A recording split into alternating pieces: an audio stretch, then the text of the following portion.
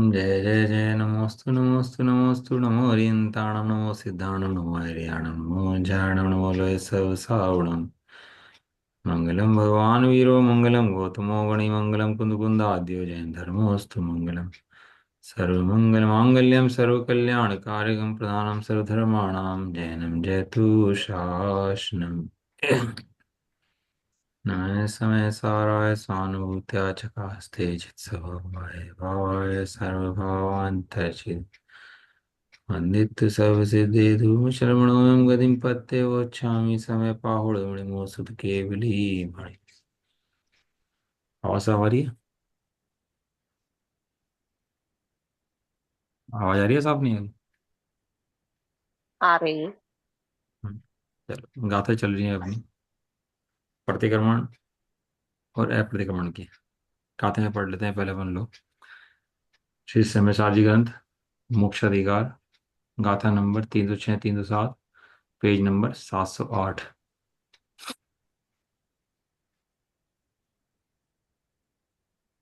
पडिकमणं पडिसरिणं परिहारोद्धारणाय निन्दागरासो हि हठिवियो दिविस्कुम्भो अपरिक्रमणं पडिसरणम् अपरिहारोद्धारणा चैव अणियत्तीय अणिन्दा गरासो हीरमे कुंभो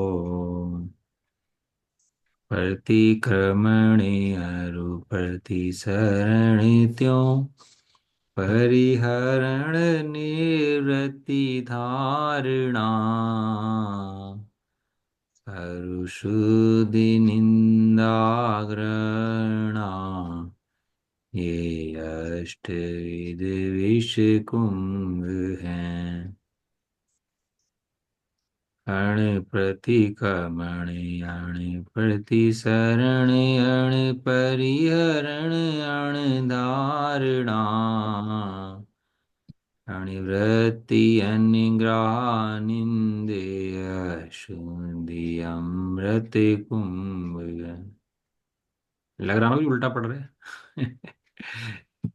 आचार्य देव ने लिखने में शायद गलती कर दी है कुछ है। प्रतिक्रमण को बता रहे विष कुंभ और अप्रतिक्रमण को बता रहे अमृत कुंभ। कुछ उल्टा नहीं चल रहा है। हम्म।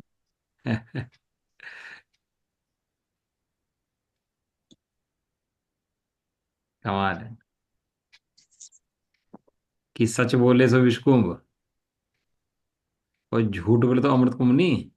कुछ ना बोले तो अमृत कुंभ। अब ये क्या है समय सार ये वो था ना जिसका सिंहासन नीचे दब गया था मिट्टी के अंदर। विक्रमादित्य। और विक्रमादित्य के सिंहासन के ऊपर वो बच्चा जाके बैठ जाए। और बच्चा जब जाके बैठ जाए तो वो निर्णय करना शुरू कर दे वहां पर जाकर। वो इतना प्रसिद्ध हुआ बच्चा हो कि निर्णय तो बच्चा करता है ये। तो क्या बात है। ये ऐसे निर्णय कैसे कर लेता है तो ग्वाले का बच्चा। तो निर्णय क्षमता बहुत है इसके अंदर। तो निर्णय क्षमता कहाँ से आ गई इसके अंदर। तो खोद के देखा तो नीचे विक्रमादित्य का सिंहासन था। उस सिंहासन के ऊपर बैठ करके वो भी न्याय करता था क्योंकि विक्रमादित्य न्याय करता था। इतनी परछाई की ताकत थी उसकी। सिंहासन की ताकत थी इतनी उसके। ऐसे अपन लोग तो ताकत भी नहीं शब्द बोलते हैं। ये तो अपन लोग जो निर्णय करते हैं बातें सुनाते हैं जो समय सारजी ना होता तो ना सुन पाते ना सुना पाते ना समझ पाते ना समझा पाते। कोई सत्यवादी बोलता और समय सारजी का रेफरेंस ना होता ना तो कह नहीं पाता। समय सारजी का रेफरेंस माने आचार्य कुंद कुंद का रेफरेंस नहीं भगवान का रेफरेंस। भगवान ने टैग कर रखा है इसको। ये भगवान की बातें हैं किसी और की बातें नहीं है। ऐसा लगता है जैसे उल्टी बात चल रही है लेकिन हमारी बुद्धि उल्टी है। हमें सीधी बात भी उल्टी दिखाई देती है। मोह के वशीभूत हमें सीधा उल्टा दिख रहा है और उल्टा सीधा दिख रहा है। अमृत विष दिख रहा है और विष अमृत दिख रहा है। गाथार्थ। प्रतिक्रमण प्रतिसरण परिहार धारणा निवृत्ति निंदा ग्रह और शुद्धि यह 8 प्रकार का विषकुंभ है। हम्म सत्य बोलो, प्रतिक्रमण करो, अच्छे से रहो, हैं, न्याय करो, नीति करो, अपक्षादी मत करो। क्या कह रहे हैं यहाँ पर ये इसको? हाँ, अपनी बात थोड़ा ना है घर की। ये तो अब तो कह ही सकते हैं ना अपन लोग। जब अपने बड़े ने कोई कहा चीज कही है, तो अपन लोगों को कहने में डर किस बात का? अब तो कह ही सकते हैं अपन लोग इस बात को। डर तो जब होता जब अपने बड़ों ने ना कही होती। अब तो आचार्य कुंद कुंद ने कही है, सब समर्थ। उन्होंने एक बात कह दी, क्या कह दी? कि सब क्या है? सब विषकुंभ है। मोक्ष अधिकार चल रहा है ना। अब बंद का पूरा भाव कर देंगे। रहा सहा जो बंद है ना, मोह है, वो भी निपटा देंगे। और अप्रतिक्रमण, अप्रतिसरण, अपरिहार, अधारणा, अनिवृत्ति, अनिंदा, अग्रह और अशुद्धि, यह अमृत कुंभ है। शुद्धि विषकुंभ है, अशुद्धि अमृत कुंभ है, निंदा विषकुंभ है, अनिंदा अमृत कुंभ है। देखो टीका पढ़ते हैं, आचार्य देव से बात करते हैं क्या अर्थ बताते हैं इसका। है ना, अपन ने तो बहुत कल अर्थ कर लिया इसका। तो आचार्य से पूछते हैं क्या कहते हैं, देखो। टीका। प्रथम तो जो अज्ञानी जन साधारण हैं, अज्ञानी लोगों को साधारण ऐसे अप्रतिक्रमण आदि हैं। अप्रतिक्रमण ने प्रतिक्रमण नहीं करना, पापों में रहना, प्रतिक्रमण नहीं करना, सदाकाल अपनी मर्जी से स्वेच्छाचारी रहना, प्रमाद में रहना, चाहे जैसा खाना, अन्याय अनीति पक्ष करना, जो किसके हैं? अज्ञानी के। किसके हैं? कहाँ चली गई आवाज? ठीक है? अज्ञानी। हाँ, अज्ञानी के। तो जो अज्ञानी के हैं तो शुद्ध आत्मा की सिद्धि के अभाव रूप स्वभाव वाले हैं। उनके अंदर तो जो उसके अप्रतिक्रमण हैं, जो उसके पाप रूप परिणाम हैं, जो प्रतिक्रमण नहीं कर रहा है, पाप कर रहा है और मस्ती कर रहा है, खूब मजे कर रहा है और कहता है कि मुझे तो पाप लगता ही नहीं है, तो शुद्ध आत्मा की सिद्धि का उसमें अभाव है। ऐसे स्वभाव वाले हैं, इसलिए स्वयं अपराध अपराध रूप होने से वे विषकुंभ ही हैं। उनके विचार करने का क्या प्रयोजन है? उनके विचार करने का यहाँ पर कोई भी प्रयोजन नहीं है। स्वेच्छाचारी हैं, उनसे कुछ नहीं फायदा, उनकी बात ही करते हैं। क्योंकि वे तो प्रथम ही त्यागने योग्य हैं। जो अन्याय अनीति बख्शादी हैं, ये तो प्रथम दशा में ही जीवों को त्यागने योग्य हैं। आत्मा का जरा सा भी रुचिवान जीव हो तो हिंसा पसंद नहीं करता। क्या कहा? आत्मा का रुचिवान जीव हो तो हिंसा पसंद पसंद नहीं नहीं कर। करता। हिंसा होए तो परिणामों में उसके करुणा उपज जाती है। स्वच्छंद नहीं बरतता। कहला होगी तो होगी, क्या फर्क पड़ रहा, मैंने किसी को मारा मारा छोड़ना है। कर्मपद पर्याय थी उसकी। ये तो कर्मबोध था उसके। अब मरा कहाँ है? वो तो मैंने मारा थोड़ा है, और ना कोई मरा। तो जो ऐसी बातें करता है ना, वो तो स्वेच्छाचारी महान मिथ्या दृष्टि है ही, उसकी तो बात करने से प्रयोजन नहीं है। और जो द्रव्य प्रतिक्रमण आदि हैं, जो द्रव्य प्रतिक्रमण पढ़ते हैं, वे सर्व अपराध रूप विष के दोषों को कर्मशः कम करने में समर्थ होने से अमृत कुंभ हैं। अनादिकाल से जी पापों में पर्वत रहा है। पाप घटाओ भैया, पाप छोड़ो, पाप हटाओ, पाप मत करो, पाप नरक का द्वार है। सब शास्त्र के वचन है कि नहीं है? तो पाप करना विषकुंभ है और पाप छोड़ना अमृत कुंभ है। ऐसा व्यवहार के आचार सूत्रों में कहा गया है। तथापि प्रतिक्रमण अप्रतिक्रमण से विलक्षण ऐसी अप्रतिक्रमण आदि रूप तीसरी भूमिका को ना देखने वाले पुरुष। क्या कहा? ध्यान से पढ़ा दे। प्रतिक्रमण अप्रतिक्रमण से विलक्षण ऐसी अप्रतिक्रमण, यहाँ दो प्रतिक्रमण दो आए। एक अप्रतिक्रमण आया, एक दूसरा प्रतिक्रमण आया। एक प्रतिक्रमण, एक अप्रतिक्रमण जो आया प्रतिक्रमण के प्रतिपक्ष में आया। सामने खड़ा है ना प्रतिक्रमण और अप्रतिक्रमण, वो सामने विपक्ष में खड़ा हुआ है। और दूसरा अप्रतिक्रमण रूप तीसरी भूमिका को ना देखने वाले पुरुष को तीन परिणाम होते हैं। कौन कौन से? शुभ, अशुभ, हम्म। कौन सा? शुद्ध। शुद्ध। शुभ अशुभ शुद्ध। जो शुद्ध में नहीं है, वो शुभ में या अशुभ में है, तो उसको कहते हैं भैया अशुभ छोड़ो और शुभ करो, अशुभ छोड़ो और शुभ करो। लेकिन जो शुभ में आया, शुभ में है, तो उसको क्या कहते हैं भैया? ये भी उपादेय नहीं है। उपादेय क्या है? ये शुभ भी है किसके अपेक्षा? तेरे परम प्राणायाम भाव की अपेक्षा, शुद्ध की अपेक्षा। तो शुद्ध को ग्रहण कर, जो शुद्धात्मा अंदर में है। अब तू पुण्य की क्रिया में मत लगा रहे। तीन परिणाम होते हैं, पुण्य पाप धर्म। कितने होते हैं? पुण्य पाप धर्म। और पाप धर्म। आज तक जीवों ने पुण्य पाप में धर्म समझा। पाप छोड़ो पुण्य करो तो धर्म हो जाएगा, ये समझ आ रहा है ना? सब लोग, सब जीवों को यही कंसेप्ट है ना, कि पाप छोड़ो और पुण्य करो। जितने जगत में जीव धर्म कर रहे हैं, सबका ये कॉन्सेप्ट है कि नहीं है, कि भैया पाप मत करो पुण्य करो। जीवों को मत दुखी करो, दिल मत दुखाओ, झूठ मत बोलो, हिंसा मत करो। इसी का नाम सबने धर्म समझ रखा, नहीं समझ रखा? हम्म। और थोड़ा मोक्ष में आ जाए तब ये साथ स्वाध्याय करो, चिंतन करो। इसी का नाम धर्म समझ रखा है, समझ रखा? बिल्कुल। और जब इसका नाम धर्म बिल्कुल। समझ लिया तो गाड़ी इससे आगे बढ़ती ही नहीं है। ये धर्म नहीं है, ये धर्म की परछाई है। अब परछाई की फोटो ले लो तो आदमी दिखाई देगा उसके अंदर? नहीं। ऐसे पुण्य की फोटो ले लो तो इसमें आत्मा दिखाई देगा क्या? नहीं। ये प्रतिक्रमण और अप्रतिक्रमण से विलक्षण जो तीसरी भूमिका है, जो शुद्ध की भूमिका है, पुण्य पाप से रहित है, जो धर्म है, ऐसी भूमिका को ना देखने वाले पुरुष अब तो खूब करता रहे, प्रतिक्रमण भी कर, अप्रतिक्रमण भी कर, खूब करता रहे। दोनों ही विषकुंभ हैं। क्या है? दोनों ही विश्वकुम। विश्वकुंभ। कमाल कर दिया। जो प्रतिक्रमण अप्रतिक्रमण कर रहा वो भी विषकुंभ, और जो प्रतिक्रमण कर रहा वो भी विषकुंभ। कमाल कर दिया। ये तो आचार्य देव जैसा कठोर व्यक्ति कह सकता है, तिल तुष मात्र परिग्रह पास हो तो श्रमण जाए निगोद में। यदि छिलके बराबर ही परिग्रह अगर हो ना, तो चश्मे वसने की बात में छोड़ दो। चश्मा हो और पटरा हो और ये हो और वो हो तो ये बात छोड़ दो। तिल तुष मात्र परिग्रह पास हो तो श्रमण जाए। धर्म। नहीं नहीं, समय बदल गया जी।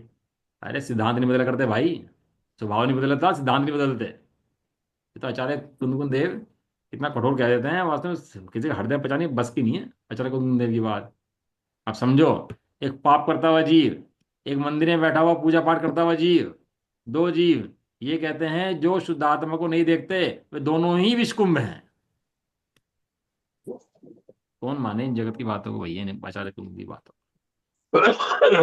ऐसे अप्रतिक्रमण आदि रूप तीसरी भूमिका को, जो तीसरा पक्ष है वहां पर, जो वास्तविक पक्ष है, उसे ना देखने वाले पुरुष को वे द्रव्य प्रतिक्रमण आदि अपराध जो काट रहा है, वो काटने वाला अपना कार्य करने को असमर्थ होने से विपक्ष, अर्थात बंध का कार्य करते होने से विषकुंभ है। अप्रतिक्रमण आदि तीसरी भूमिका को ना देखने वाले पुरुष को, जो द्रव्य प्रतिक्रमण आदि का है, वो अपना कार्य सिद्ध नहीं करते। द्रव्य प्रतिक्रमण का कार्य क्या था, कि पाप को छोड़कर प्रतिक्रमण करके आत्मा में आ जा, ये था कार्य उसका। लेकिन उसने तो प्रतिक्रमण को ही धर्म समझ लिया। प्रतिक्रमण में समझ लिया कि इसी का नाम मेरा धर्म हो गया, इसका नाम पापों का त्याग हो गया। जब तक आत्मा को नहीं देखा पापों का त्याग हुआ ही नहीं है। पापों का त्याग छोड़ो, पापों के त्याग की शुरुआत भी नहीं हुई है जब तक। तो कह रहे हैं ना कि वो जानता नहीं है, तीसरी भूमिका को जानता ही नहीं है, शुद्धात्मा को जानता ही नहीं है, मानता ही नहीं है, सुनना पसंद नहीं करता। आत्मा के नाम पर चिड़ चिड़ जाता है। अब तो क्या है, मुमुक्षु ठप्पा हो गया ना आत्मा के नाम का, कि भैया आत्मा की जो बात करे वो कौन है? वो तो मुमुक्षु है। बाकी वो तो बात करने के लिए चिढ़ाने लगी है अब जा। ये जो बात कर रहा है आत्मा की वो मुमुक्षु, बस। या कहीं बैठ कर आत्मा की बात कर दो तो भैया हमें मत सुनाओ, जा आत्मा आत्मा की बात हमें मत सुनाओ ज्यादा। हम तो भैया सही रह रहे हैं, हम तो किसी का दिल दुखाते नहीं है, किसी को परेशान करते नहीं है, मंदिर डेली जाते हैं और हम पूजा प्रसाद करते हैं, अच्छा खाते हैं, अच्छे से रहते हैं। और बाकी भैया हमें मत सुनाओ, ये आत्मा है, आत्मा भी है, हाँ ठीक है, हमने मान लिया। इतना जग है, इतना जगत तो ऐसा ही है, बताओ। इसी तरह से परिणाम कर रहा है कितना जगत तो। और आचार्य देव कहते हैं कि उसके अलावा धर्म नहीं है। प्रतिक्रमण आदि तीसरी भूमिका को ना देखने वाला पुरुष को, वो जो तू द्रव्य प्रतिक्रमण आदि कर रहा है और अपने को धर्म समझ रहा है, तो वो जो धर्म धर्म समझ रहा है ना, उसकी अर्थ क्रिया कारित्व, अर्थ क्रिया की उसकी अर्थ क्रिया कारित्व नहीं है। अर्थ क्रिया माने, अर्थ क्रिया माने आपने भोजन बनाया, काय के लिए बनाया? किसके लिए बनाया भोजन? खाने के खिलाने के। पेट भरने के लिए, सुखी होने के लिए, इसलिए पेट, इसलिए भोजन बनाया ना। उधर आप की भोजन थी। बना के तो रख दो, पर खाओ नहीं। तो अर्थ क्रिया कार्य नहीं हुआ उसका, उसकी अर्थ क्रिया सिद्ध नहीं हुई। ये तो बोलोगे ना, बनाया किस लिए था? पेट भरने के लिए। खाया है नहीं, अर्थ क्रिया सिद्ध नहीं हुई उसकी। ऐसे ही तो प्रतिक्रमण करे, किसके लिए? शुद्धात्मा में जाने के लिए। शुद्धात्मा में गया नहीं, तो उसकी अर्थ क्रिया सिद्ध नहीं होती। ये कह रहे हैं यहां पर।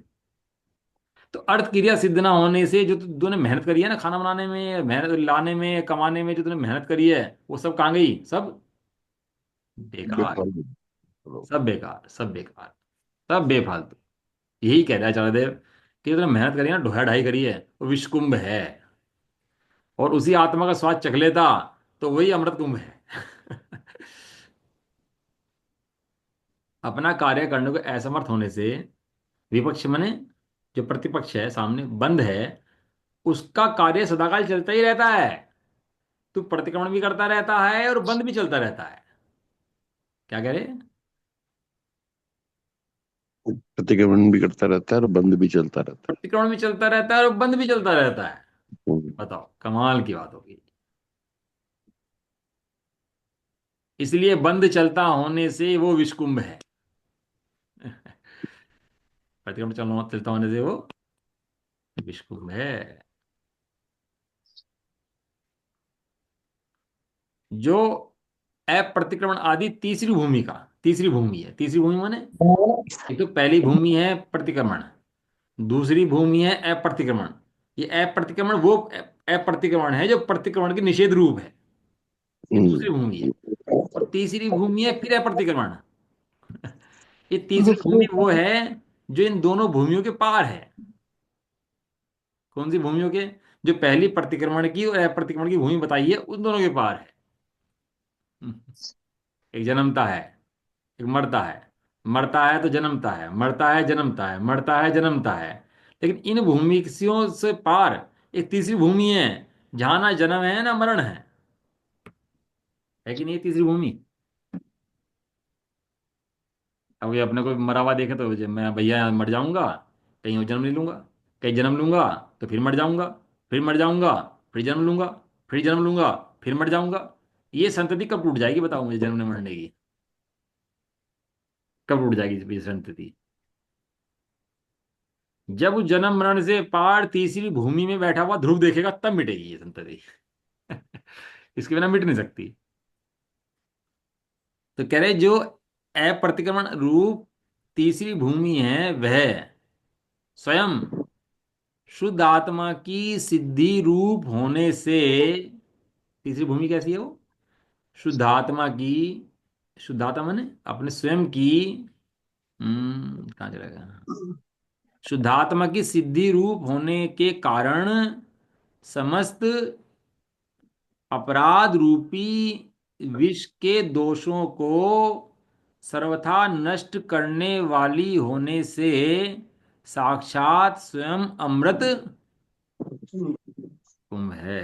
भाई पानी में जाके तैरो, बहुत ठंडा लगता है, बहुत अच्छा लगता है। पानी में जाके गर्मी पड़ जाएगी ना, स्विमिंग करो, तैरो, पानी में डूबो। लोग नहर पे कूदते रहते हैं ना, ऊपर से, पुल के ऊपर से, खूब मस्ती करते हैं। खूब मस्ती करो जाके। एक व्यक्ति गया और नहर के किनारे बैठ के आ गया। कितना मजा आया उसको बताओ। गया तो वहां तक, मेहनत भी करी, चला भी, सुना भी, गया भी, बैठ कर देख करके आ गया बस। कितना मजा आएगा उसको? अमृत कुंभ है कि विष कुंभ है उसके लिए? दुखी होगा बैठ बैठ करके, भाई बताओ, ये तो मजे कर रहे हैं और हम मजे नहीं कर पा रहा इसके अंदर, पानी के अंदर। जो तीसरी भूमि है वो आनंद रूप है, वो शुद्धात्मा है। वो शुद्धात्मा पे दृष्टि ना देने वालों के लिए समस्त विष कुंभ है। और शुद्धात्मा पे दृष्टि दे सो अमृत कुंभ है। लिखा ना, शुद्धात्मा की सिद्धि रूप होने से तीसरी भूमि, वो अपराध रूपी विष के दोषों को सर्वथा नष्ट करने वाली होने से, समस्त कर्मों का भाव करने से, क्या है? अमृत कुंभ। कुंभ किसे कहते हैं? कुंभ घड़े को कहते हैं ना, कुंभ। एक घड़े के अंदर जहर भरा, एक घड़े के अंदर अमृत भरा। घड़ा तो ऊपर से घड़ा दिखाई दे रहा है, लेकिन ग्रहण कौन सा करोगे? जहर का कुंभ की अमृत कुंभ? यहाँ तो लगता है बाहर में, लेकिन अंदर में सदाकाल जहर का कुंभ विराजमान बैठा रहता है। क्या? जो पर्याय में तेरी अहम बुद्धि है ना, मैं ऐसा कर दूं, ऐसा कर सकता हूँ, ऐसा कर सकता हूँ, ये जो तेरी बुद्धि है, ये विष कुंभ है। ये जहर का घड़ा है। ये जहर का प्याला है। अमृत के प्याले भी यहाँ पर हैं।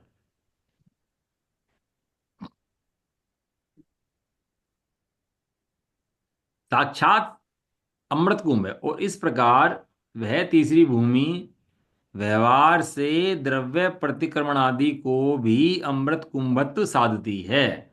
यदि वो तीसरी भूमि है तो जो तो व्यवहार में अमृत कुंभ है, व्यवहार में जो द्रव्य प्रतिक्रमण आदि हैं, उसको अमृत कुंभ कहा जाता है। और तीसरी भूमि ना हो तो वास्तव में अमृत कुंभ भी नहीं है, वो विषकुंभ ही है, क्योंकि अपना कार्य नहीं साधती है, परिजनभूत क्रिया नहीं करती वो अपनी। वह तीसरी भूमि से ही आत्मा, क्या लिखा शब्द, निरपराध निरपराध होता होता है। अब देखो कमाल की बात है, कहीं से आज गुरुदेव जो शब्द लेकर आए ना, ये किन्हीं और के शब्द नहीं है, ये स्वयं आचार्य कुंदकुंद के शब्द हैं।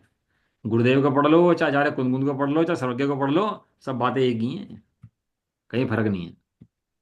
फर्क तो मिथ्या दृष्टि की बातों में है, कभी कुछ कहता है, कभी कुछ कहता है, बाहर की क्रियाओं को धर्म मानता है। वो उसको अमृत कुंभत तो साधती है। वह तीसरी भूमि से ही आत्मा निरपराध होता है, वहां से अपराध मुक्त होता है। अभी चल रही थी ना बात अपनी, अपराधी अपराधी मोक्ष के अंदर बात क्या चल रही है, अपराधी की चल रही है ना पूरी पूरी बात, जैसे पढ़ते आ रहे हैं। अपराध कौन करता है, कैसे करता है, कैसे अपराध होता है, वैसा है ना। इन्होंने बता दिया यहाँ पर, जो तीसरी भूमि की साधना कर रहा है वो निरपराधी है, और जो तीसरी भूमि छोड़ा है वो अपराधी है। मंदिर में तो माली बैठता है भाई। यदि मंदिर में बैठने मात्र से धर्म होता तो सबसे ज्यादा धर्म तो मालियों को होता। 24 घंटे वहीं पड़े रहते हैं। फिर वही जैन बन जाता। उस तीसरी भूमि के अभाव में द्रव्य प्रतिक्रमण आदि भी अपराध ही हैं। भाई देखो, कोई और नहीं कह रहा, कि चरण योग पढ़ पढ़ के जो जीव के सिर पर धर्म चढ़ गया ना, कि चरण योग से धर्म होता है। कह रहे हैं कि तीसरी भूमि को ना, कहा गया, तीसरी भूमि से, उस तीसरी भूमि के अभाव में जो शुद्ध आत्मा को नहीं साधता है उसके अभाव में, और जो प्रतिक्रमण आदि करता है, वो क्या करता है, द्रव्य प्रतिक्रमण नहीं करता, क्या करता है, अपराध अपराध करता है। और अपराध करता है सो बनता है। पहले लिखा था ना, अपराध करता है सो बनता बनता है। है।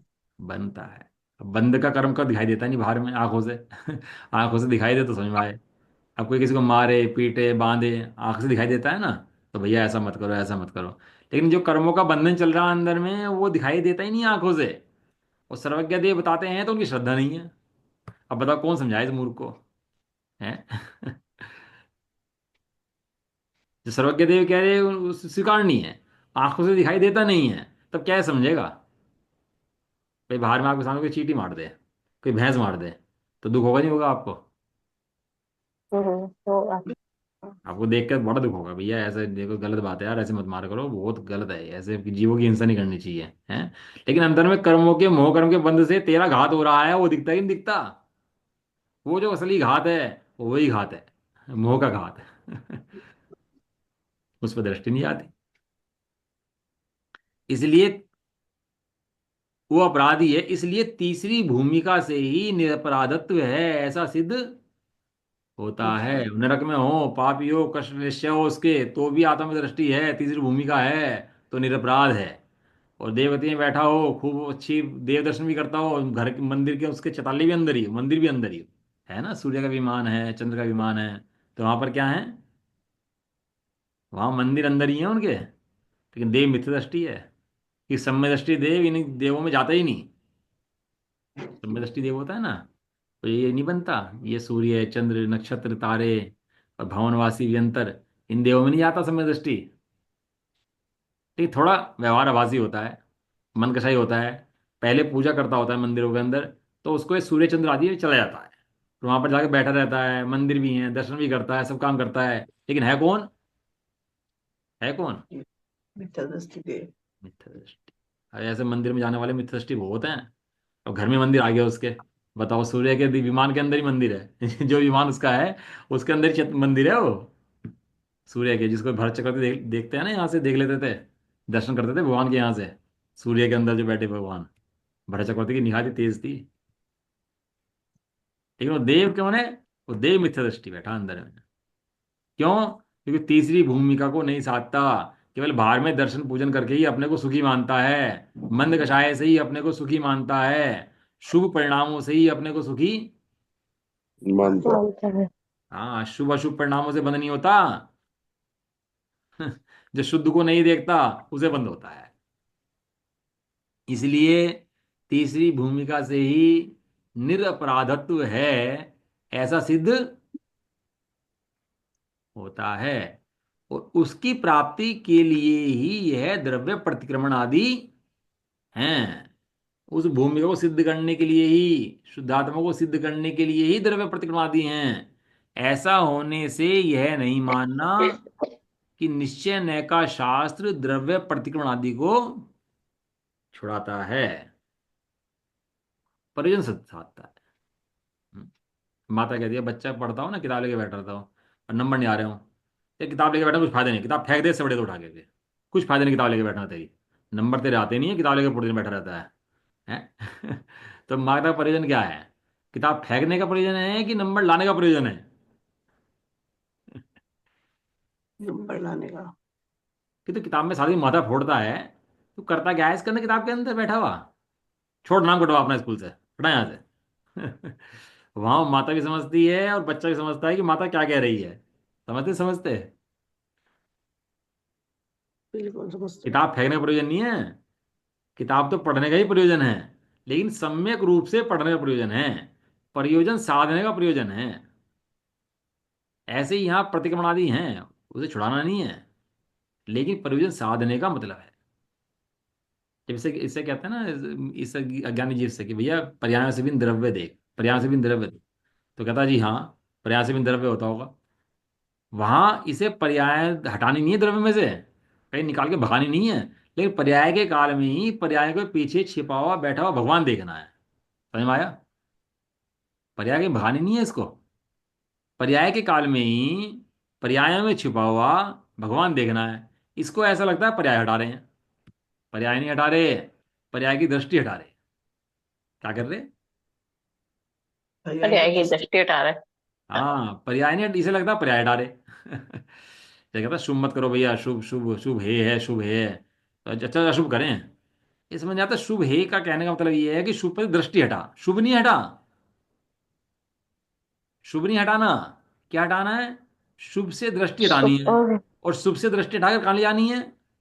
शुद्ध में ले जानी है। अशुभ पे नहीं, शुद्ध पे ले शुद्ध में। जानी। तो कह रहे हैं कि कहाँ चला गया है, यहाँ ऐसा होने से यही नहीं मानना कि ये जो शास्त्र है ये द्रव्य प्रतिक्रमण को छुड़ा देता है, कहता है छोड़ दो। तब फिर क्या करता है? तो कह रहे हैं द्रव्य प्रतिक्रमण आदि से छुड़ा नहीं देता, अटका नहीं देता, संतोष नहीं संतोष मनवा देता। क्या शब्द दिया? संतोष नहीं। संतोष नहीं मनवा देता। इसको कहते हैं मिथ्या संतोष, कि भैया अपना काम हो गया, मंदिर में गए, अपना काम हो गया, अब अपना आ गया भैया, हम तो शुभ परिणाम हो गया, धर्म हो गया। अब ये क्या हो गया? इसको बोलते हैं मिथ्या संतोष, काम तो हुआ नहीं और लगा काम हो गया, मिथ्या संतोष। इसके अतिरिक्त अन्य भी प्रतिक्रमण, अप्रतिक्रमण से अगोचर, अप्रतिक्रमण आदि रूप शुद्ध आत्मा की सिद्धि जिसका लक्षण है, ऐसा अति दुष्कर कुछ करवाता है। कौन? अध्यात्म का शास्त्र। द्रव्य प्रतिक्रमण छुड़ाने देता, लेकिन द्रव्य प्रतिक्रमण के पार जो शुद्ध वस्तु है, जो शुद्ध वस्तु है, वो उस पर दृष्टि ले आता है। वो कुछ करवाता है, कुछ करने के लिए कह रहा है। क्या करने कह रहा है? शुद्ध दृष्टि देने के लिए कह रहा है। इस ग्रंथ में आगे कहेंगे कि कम्मं जपु कायं सुहासोमेण्य वित्तर्विशेषं तत्तोण्य तदेयपयं तुजोसो पड़ी कमणम। अर्थ: अनेक प्रकार के विस्तार वाले जो पूर्वकृत शुभ अशुभ कर्मों से जो अपने आत्मा को निवृत्त कराता है, वह आत्मा ही प्रतिक्रमण है, इत्यादि। वास्तविक प्रतिक्रमण क्या है? कि जो आत्मा को शुभ अशुभ कर्मों से छुड़ा ले। किससे छुड़ा ले? शुभ अशुभ कर्मों से।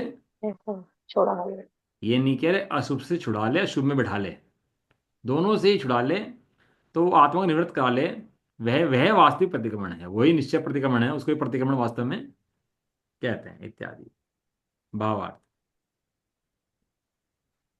व्यवहार न्यालंबी ने कहा था कि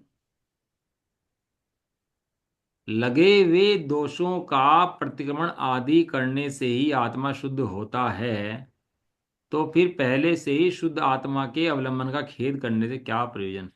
क्या कहा उसने, जो व्यवहार का अवलंबी है, व्यवहाराभासी है, क्या कहता है भैया कि प्रतिक्रमण करो तो आत्मा शुद्ध हो जाएगा, जो मैंने पाप किए हैं वे शुद्ध हो जाएंगे।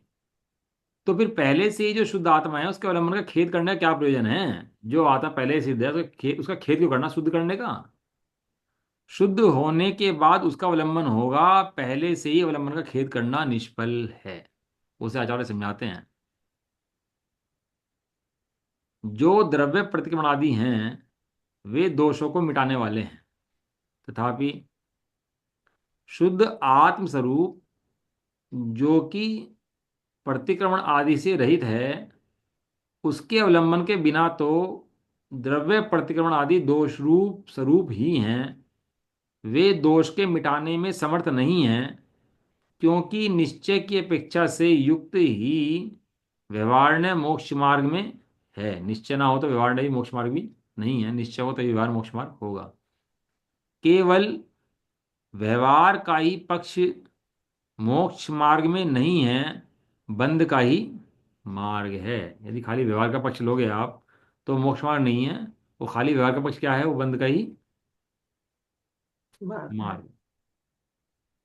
इसलिए यह कहा गया है कि अज्ञानी के जो अप्रतिक्रमण आदि हैं सो तो विषकुंभ हैं ही, उनका तो कहना ही क्या है, किंतु व्यवहार चारित्र में जो प्रतिक्रमण आदि कहे हैं वे भी निश्चय से विषकुंभ ही हैं, क्योंकि आत्मा तो प्रतिक्रमण आदि से रहित शुद्ध अप्रतिक्रमण आदि स्वरूप ही है। ही है। आत्मा तो है ना, नाभि उपज्जे नावे मरई बंधना मोक्ष करई, जे परमथो जोइया जिणवर रेऊ भणई।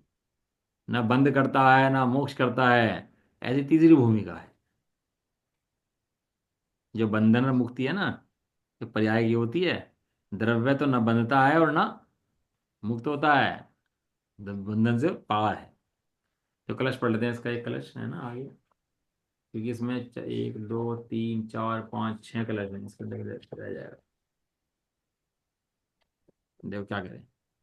कलश नंबर या पहले वो पढ़े टीकाचार्य जैसे की। बताओ जैसे चार टीका पढ़े कलश पढ़ लें। कलश ही पढ़ लो, साथ साथ पढ़ते चलते। ठीक।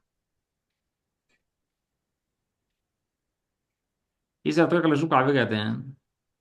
अतो हता परमादिनो गता सुखासीनतां पडीनं चापलमुन्मूलितमालम्बनम् आत्मनेवालानितं च चित्तमा संपूर्ण विज्ञान घनोपलब्धे। हम्म।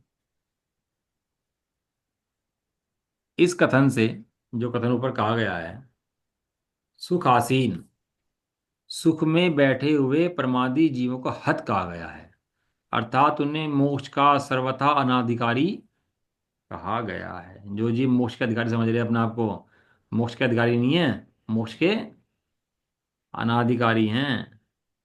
इस श्रद्धा का खेल यही है। समझो श्रद्धा का खेल क्या है, होता कुछ और है दिखाता कुछ और है। लग रहा है व्यवहार कार्यों में और मान क्या रहा है मोक्ष मार्ग में। क्या समझ रहा, लग रहा था व्यवहार कार्यों के अंदर और मान क्या रहा अपने आप को मोक्ष मार्ग। मैं मोक्ष मार्ग में लगा हूँ। और श्रद्धा दिखाती रहती है तू मोक्ष मार्ग में है, तू मोक्ष मार्ग में है, तू मोक्ष मार्ग है। और वही सेटिस्फाई करती रहती है उसको। तो मोक्ष मार्ग में शांति से बैठ जा, मोक्ष मार्ग में शांति से बैठ जा। जाप करता रहेगा, पाठ पढ़ता रहेगा, क्या मानता रहेगा मैं मोक्ष मार्ग के अंदर हूँ, मोक्ष मार्ग के अंदर हूँ, जबकि है संसार मार्ग के अंदर।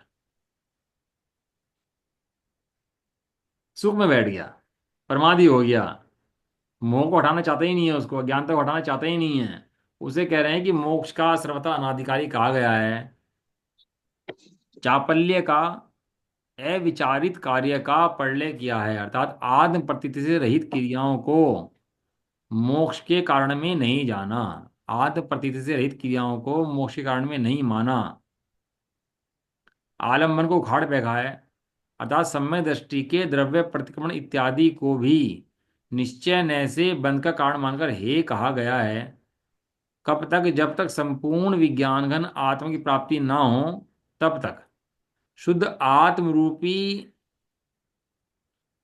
स्तंभ से ही चित्त को बांध रखा है, अर्थात व्यवहार के अवलंबन से अनेक प्रवृत्तियों में चित्त भ्रमता था, उसे शुद्ध चैतन्य मात्र आत्मा में ही लगाने को कहा है, क्योंकि वह मोक्ष का कारण है। हाँ है। चापल्य का प्रलय कर दिया। चापल्य का प्रलय कर लिया मैंने, चंचलता जो है ना इसका, इसका प्रलय कर दिया, क्योंकि आत्मा एक स्थिर तत्व है, उस पर टिक गया। और आलम्बन माने पर का जो अवलंबन था, व्यवहार का अवलंबन, उसको उखाड़ फेंका है। शब्द पढ़ रहे हैं आप इनके, आचार्य देव के? क्षत्रिय थे ना ये, तो बात क्षत्रियों की है इनकी। चापल्य का पल्य कर दिया है, आलम्बन को उखाड़ कर फेंक दिया है। जब तक आत्मा की प्राप्ति ना हो तो चित्त को बांध रखा है। किससे बांध रखा है? आत्म रूपी स्तंभ से बांध रखा है चित्त को, जब तक शुद्धात्मा की प्राप्ति उसको नहीं होती। नहीं। यहाँ निश्चय ने से प्रतिक्रमण को विषकुंभ कहा और अप्रतिक्रमण को अमृतकुंभ कहा है। इसलिए यदि कोई विपरीत समझकर प्रतिक्रमण आदि को छोड़कर प्रमादी हो जाए तो उसे समझाने के लिए कलश रूप काव्य कहते हैं। आप कल पढ़ेंगे, है ना? प्रमादी हो जाता है, धर्म क्रियाएं छोड़ देता है, या तो निश्चय नहीं समझता या व्यवहार नहीं समझता। व्यवहार समझाओ तो निश्चय, व्यवहार समझाओ तो व्यवहार पकड़ लेता है, निश्चय समझाओ तो निश्चय पकड़ लेता है। व्यवहार समझाओ निश्चय छोड़ देता है, निश्चय समझाओ व्यवहार छोड़ देता है। टोटल में नहीं लिखा है इस बात के बारे में।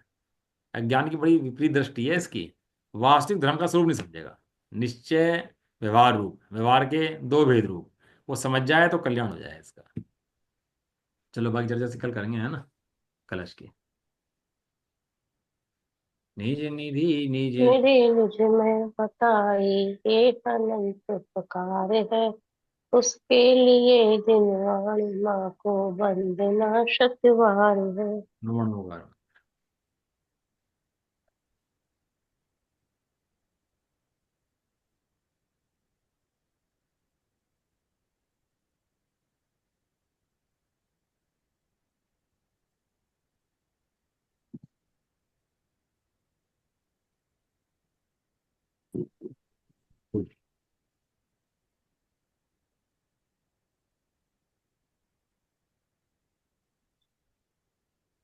जगतवासिनी मणि माता की, जय जय जय हो। हो। महान जैन धर्म की। जय जय हो। जय हो। हो। एक साथ बोलिए। जय जय जिनेंद्र, जय जय जय जय, जय। सभी को सबको जय जय। जय। सभी को जय।